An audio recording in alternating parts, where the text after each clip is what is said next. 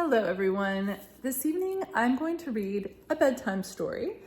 And first I'm going to do a little pre-story before the story.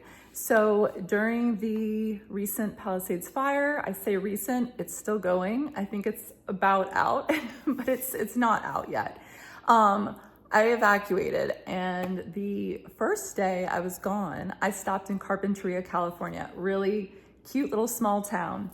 And I noticed this antique shop, and beside it was another little antique shop.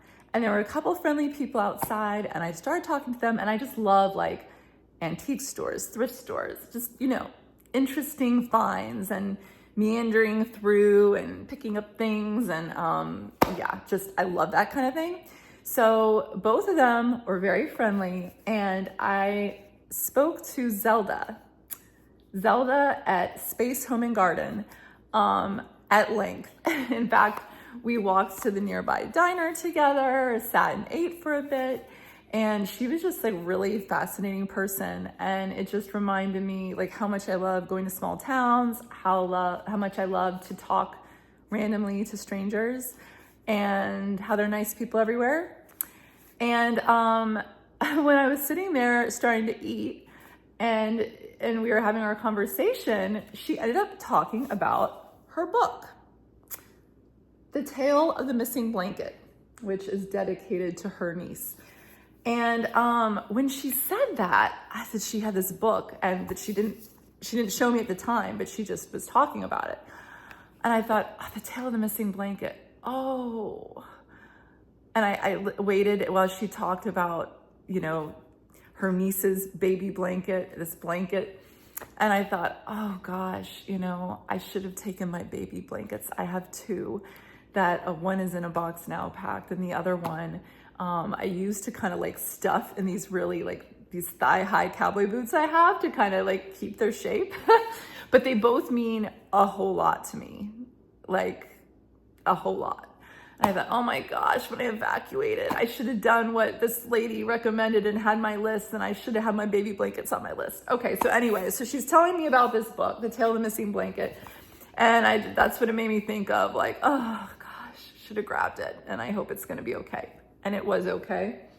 But anyways, and then she goes into a whole theatrical presentation of this book. She had it memorized. I mean, she wrote the book, but she had it memorized. And she just, wow, like she's an excellent performer, and I can't do it like her, and I don't do accents well or anything like that. But I tell you, yeah, it was really wonderful. It made me smile watching her and listening to her. And then she ended up giving me this book. So I got this gift from what was in a moment a stranger, quickly became more of a friend. And yes, Zelda at Space Home and Garden in Carpinteria. I just wanted to mention that and then read the book. So she signed the book for me. So that was cool. And I actually bought this poncho from her and her partner's stores. So anyways, I got a lot of compliments on this, and I have to say, like, yeah, while being evacuated and it's still chilly out and stuff, having something cozy like this, it even has like a little hood, just kind of cute. So having this poncho, it was just like the perfect thing to feel like cozy and comforted and all nice. So anyway, so I'm gonna read to you guys The Tale of the Missing Blanket. There's a cool map. So, very perfect for all the travel that you can find on my channel.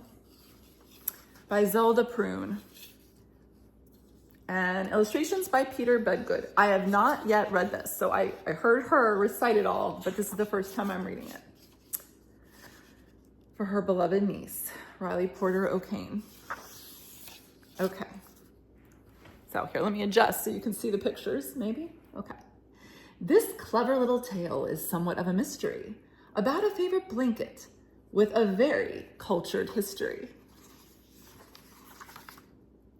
Margot, the girl who owned it, went to Paris and to Rome. I've actually been to both places, love them both, love it. Okay. And you can bet that little blanket was rarely left at home. It went up the Eiffel Tower and round the Colosseum and round and round and round the Guggenheim Museum. I kind of turned the book to read that. Her aunt took her to Athens. We all know that's in Greece. They frequented the south of France, from Saint-Tropez to Nice. They learned the Irish jig. When they stayed at Ashford Castle, saw all the sights in London, but the traffic was a hassle. Okay, that's fun. Haven't been to Ireland yet. They flew first class to Bangkok, Istanbul, and Zanzibar. They rode a one-humped camel from Morocco to Dakar. They danced in all the clubs on the island of Ibiza. Ibiza, I should say, properly in Spanish. And spent a month in Naples, eating every kind of pizza. God, pizza in Italy, so good. Once they raced a vintage yacht at Mallorca de Palma, then backpacked all through India, working on their karma. This is so great. There was no place they didn't go, and always on the guest list. They even made Mr. Blackwell's annual best dressed list.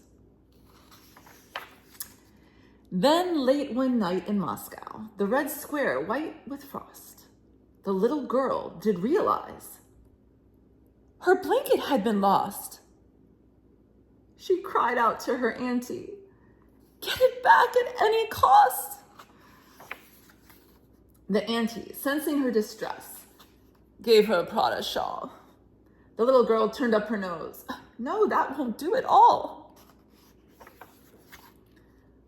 "I cannot find your blanket. I don't know what to say. We'll just have to retrace our steps. Where were we yesterday?" And so began the search from Helsinki to Cancun. "Find my favorite blanket. If you have to, search the moon." They backtracked all through Europe to every place they'd been. And when they didn't find it, the girl said, "Look again." They searched all over Scotland. They unleashed every hound. They found the Loch Ness Monster, but the blanket was not to be found. They searched Buckingham Palace from 12 o'clock till 3. The Queen said, "Dear, it is not here, but won't you stay for tea?" They searched inside the pyramids and Tutankhamun's tomb.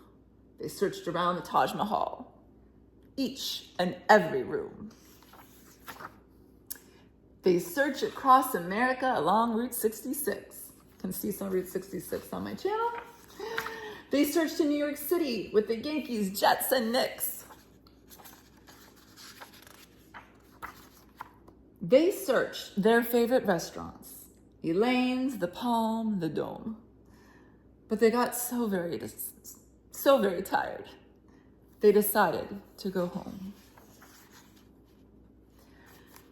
First, they stopped in Rory's Creamery for a triple-decker cone.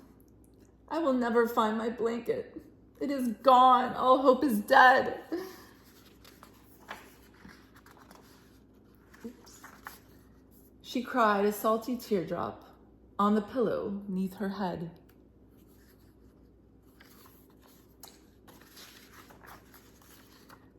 But wait. What's this I feel? "It's my blanket," she then said. "I've searched all around the world, and it's been right here in my bed." Oh, goodness. Oh, my gosh. That's funny. Okay, so I had to show you then, because I just remembered that I think one of my blankets, I'm like, is it over here? Okay, come with me for a second. Where is it? It's somewhere. Oh, gosh. You know what? I think it's at the very bottom. of something all taped up already. So, although, no, yeah, it's in a tape up box. Maybe, just maybe. Because there's one that's a little more special than the other. All right, this is what I'm telling you. Let's see, hold on. Here's the cowboy boot I was talking about. All right, yeah, it's like a really freaking awesome cowboy boot. And just as I said, I'll stick it by my record player. I'll show you.